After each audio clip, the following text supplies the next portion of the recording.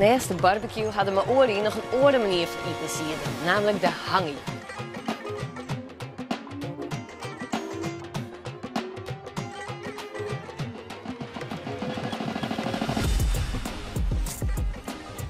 Nou, ik hang dit er al een tijdje boppen, maar echt geef het net. Ik denk dat ik het maar op een andere manier beziekje moet.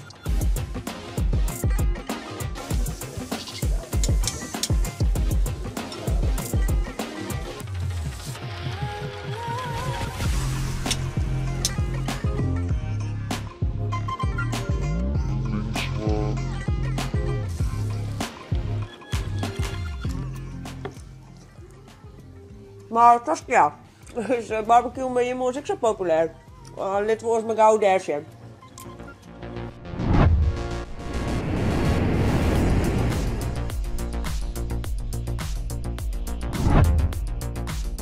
Eltien het wel een barbecue in de tuin staan.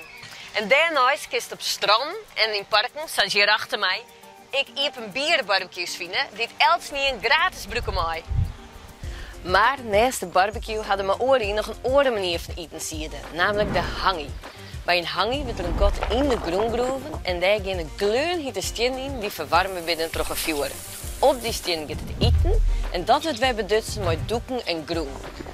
Na een paar uur geren in de groen wordt dat eten weer opgeroeven en wordt het maar gedeeld. Vlees dat door een hangi bereid is, had een hele andere smaak en textuur dan vlees van een barbecue. Want terug dat het vlees op hitte steen onder de groen loopt, wordt het volle langer tot het geer is.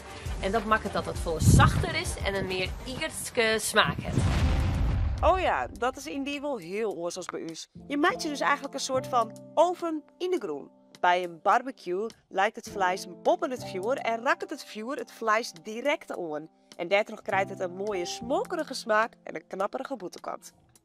Maar op grondvlakken in Nieuw-Zeeland is helemaal geen vuur nodig.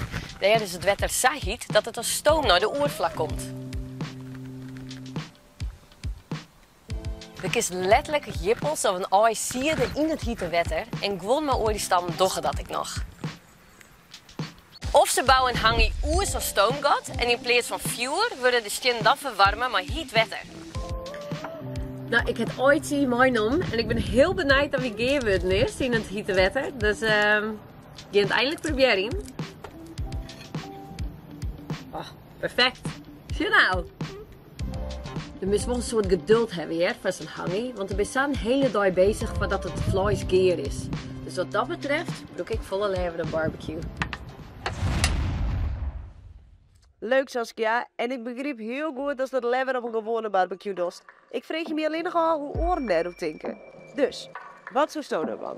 Het zou bij u op een gewone barbecue of zou het ik wel eens op een harde manier muziekje willen? Drop het in de comments.